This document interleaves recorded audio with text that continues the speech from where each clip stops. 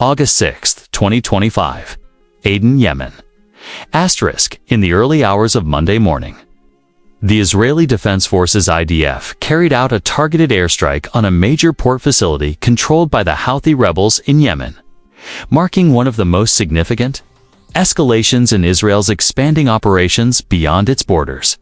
The strike, according to Israeli military sources, the operation targeted the Red Sea port of Al Salif, located northwest of Hadida. Intelligence reports had indicated that the Houthis were using the port to receive Iranian weapons shipments, including ballistic missile components, drones, and radar systems. Asterisk, at approximately 2:45 a.m. local time, at least for Israeli F-35. Stealth fighter jets reportedly launched precision-guided munitions against warehouses and shipping containers suspected to be hiding advanced weaponry. Satellite imagery later confirmed that multiple high-value targets were destroyed, causing secondary explosions that burned well into the daylight hours. Asterisk, the operation, codenamed Iron Horizon, had been under preparation for weeks. According to defense analysts in Tel Aviv, this was not just about sending a message, said former Israeli Air Force Colonel Ossi Lavi. This was about disrupting a growing threat to international shipping in the Red Sea and Israel's southern naval routes. Asterisk, why now? Asterisk, tensions between Israel and the Houthis, Iran-backed Shia militants who control large parts of northern Yemen, have grown steadily over the past 2 years, especially since the Houthis began launching drone and missile attacks on international shipping lanes in the Red Sea, often targeting vessels believed to have links to Israel. Asterisk, the Houthis claimed responsibility for several attacks on commercial ships passing through the Bab el-Mandeb Strait, a narrow but vital maritime choke point connecting the Red Sea to the Gulf of Aden, while Israel's official stance had remained measured until now. The Al Salif strike appears to represent a turning point. Asterisk, a senior IDF spokesperson, speaking on condition of anonymity, said asterisk, we had credible intelligence that the Houthis were planning a large-scale operation targeting Israeli commercial and possibly military vessels in the Red Sea. Waiting was not an option. Immediate aftermath within hours of the strike, the Houthis released a fiery statement through their Al Masirah TV channel, condemning Israel and vowing retaliation. Asterisk, greater than the Zionist enemy has committed an act of war against Yemen. We will respond with strength and determination. All Israeli and allied interests in the region are now legitimate targets. Read the statement. Asterisk, true to their word, within 24 hours, the Houthis launched a barrage of missiles and drones toward the southern port city of Eilat, Israel. The IDF confirmed that its Iron Dome and David's Sling defense systems intercepted all incoming projectiles, and no casualties were reported. Asterisk, however, the escalation raised alarms across the region. The United Nations issued a statement urging restraint, warning that continued hostilities could disrupt vital humanitarian routes and destabilize the already fragile situation in Yemen. Wider geopolitical implications. The strike also drew international attention for its geopolitical ramifications. Iran, a known supporter of the Houthi movement, denounced the Israeli action as an unjustified act of aggression against a sovereign people. Asterisk, in a statement released by the Iranian Foreign Ministry officials warned that asterisk, greater than this dangerous provocation will not go unanswered. The Israeli regime is playing with fire in a region already on the brink. Asterisk, meanwhile, U.S. officials confirmed they were briefed ahead of the strike but did not provide logistical support. A Pentagon spokesperson said, asterisk, the United States was informed of the operation as part of ongoing security coordination with Israel. We remain committed to the safety of international shipping lanes and the de-escalation of regional tensions. Asterisk, Saudi Arabia, which has its own troubled history with the Houthis, remained officially silent but reportedly increased air patrols near its southern border with Yemen. Asterisk, damage, assessment and civilian toll. While the IDF claimed it took every measure to avoid civilian casualties, reports from local Yemeni sources painted a mixed picture.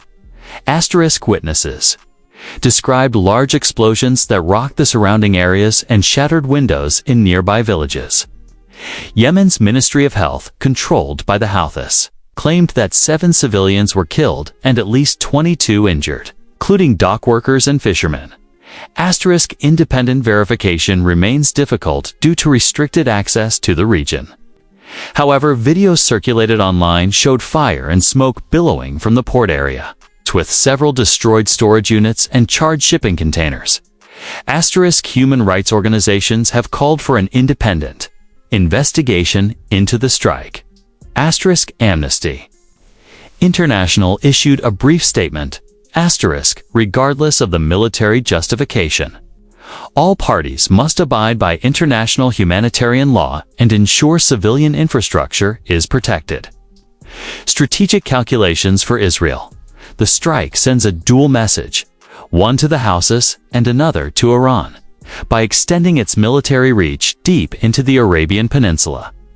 Israel is demonstrating its capability to hit threats far from its borders. It's also reinforcing its red line. Israeli commercial and security interests, no matter where they are not to be touched.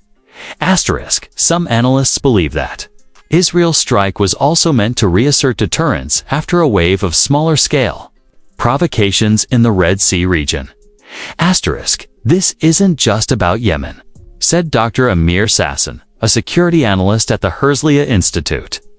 This is about reminding adversaries Iran, Hezbollah, and their proxies that Israel is willing to act preemptively and decisively anywhere in the region.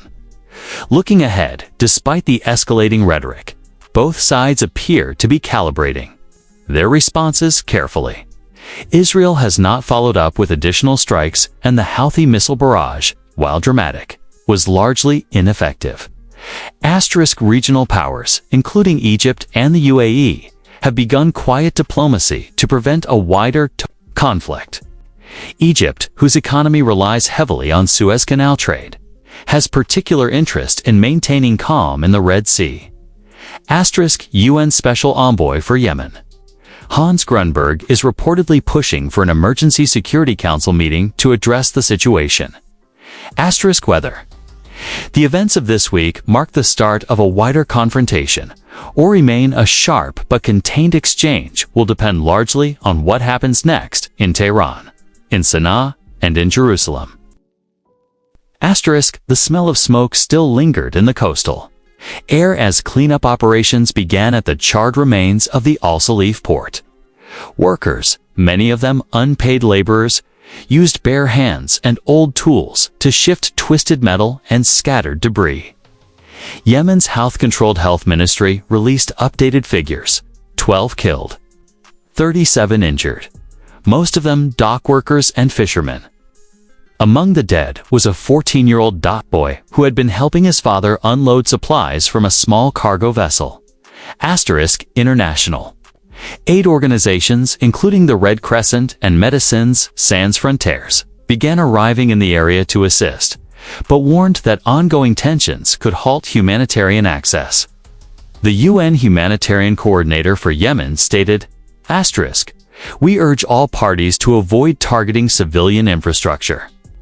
This conflict has already cost thousands of lives. Yemen cannot afford more devastation." The Houthi response intensifies within 72 hours of the Israeli strike, the Houthis escalated their rhetoric and actions.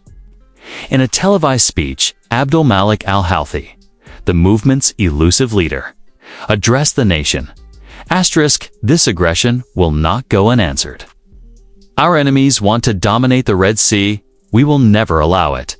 We are not just defending Yemen. We are confronting Zionist colonialism. Soon after the broadcast, the Houthis launched another barrage of cruise missiles and long-range drones, this time not just toward Israel, but toward a Saudi naval vessel operating near Eritrean waters and a UAE-flagged oil tanker transiting. The Red Sea, Israeli and Saudi defense systems successfully intercepted most of the incoming threats. But one drone struck a civilian cargo ship, causing minor damage and briefly disrupting commercial traffic. The Red Sea shipping corridor, already under pressure from regional instability, saw a 30% drop in traffic within a week. Lloyd's of London warned of rising insurance premiums for vessels passing through Yemeni waters. Behind the scenes, the Iranian angle, *. Western intelligence agencies believe that Iran may have quietly greenlit the Houthi escalation. Though Tehran denies direct involvement, Israeli officials claim that surveillance showed an Iranian ship off the coast of Haditha transmitting encrypted signals shortly before the strike on Israel. A senior Israeli official told Reuters, *The Houthi threat is not isolated. It is part of a wider network of Iranian proxies. Our strike was aimed at the supply chain, not just the militants. In response, Iran summoned the Swiss ambassador who represents U.S. and Israeli interests in Tehran and delivered a formal protest. While no direct Iranian retaliation has occurred yet, tensions across the region have visibly spiked. Washington's delicate balance, in Washington. The Biden administration faces a familiar dilemma: support its key ally, Israel, while avoiding broader escalation in the Middle East. Secretary of State Antony Blinken condemned the Houthi drone attacks but stopped short of endorsing the Israeli strike. Israel has a right to defend itself. But we urge all actors to exercise maximum restraint. The Yemeni people are already suffering. We must not deepen that tragedy. Meanwhile, Pentagon officials confirmed that the U.S. will increase naval patrols in the Red Sea, possibly reactivating joint maritime task forces to deter further Houthi aggression. Public sentiment in Israel and Yemen. In Tel Aviv, public reaction to the strike was mixed. While many citizens supported the operation, citing security concerns, others expressed concern about getting dragged into a prolonged regional conflict.